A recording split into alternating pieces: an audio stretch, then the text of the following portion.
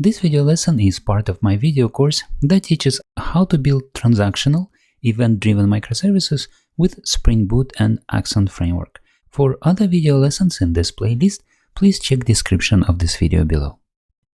In this video lesson, you will learn about event sourcing and how we're going to use it in our microservices that are powered by Axon framework. In the following video lessons, we will implement a compensating transaction for our order SAGA flow.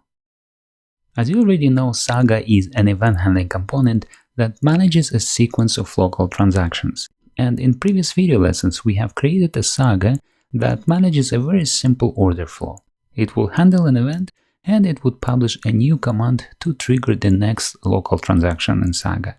Now, if one of the local transactions fails, then SAGA will need to execute a series of compensating transactions that will undo changes that were made by the preceding transactions.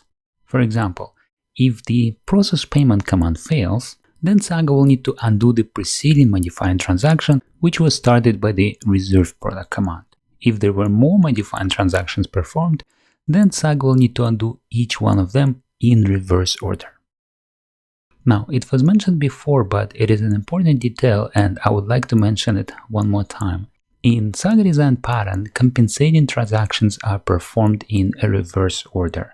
The slide on your screen demonstrates the flow of local transactions in SAGA, and on the left side we have a list of modifying transactions, starting from 1 and then going down to a certain number. On the right side we have a list of compensating transactions, and notice that compensating transactions, they are performed in a reverse order. So first you will need to undo changes done by the last modifying transaction, and then continue one by one until you undo the very first transaction. Okay? And another important detail to mention is that you do not need to perform a compensating transaction for a SAGA step that did not do any changes in your system.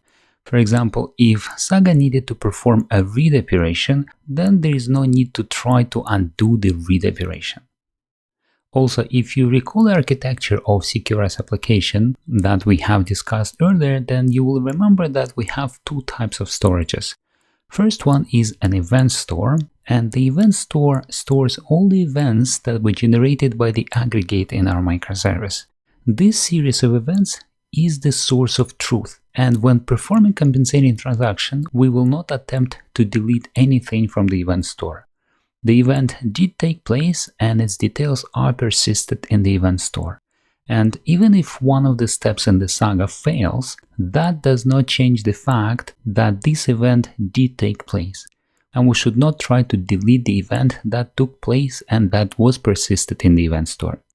In fact, when performing a compensating transaction, we will generate a new event, and that event will also be recorded in the event store. The other type of storage, however, contains the final state of the record. Let's say we have a database table with product details. So if a record with product details was updated by one of the steps in the SAGA flow, then our compensating transaction should modify that record back to its previous state. Alright, so let's continue and let's learn how to implement a compensating transaction in our SAGA flow.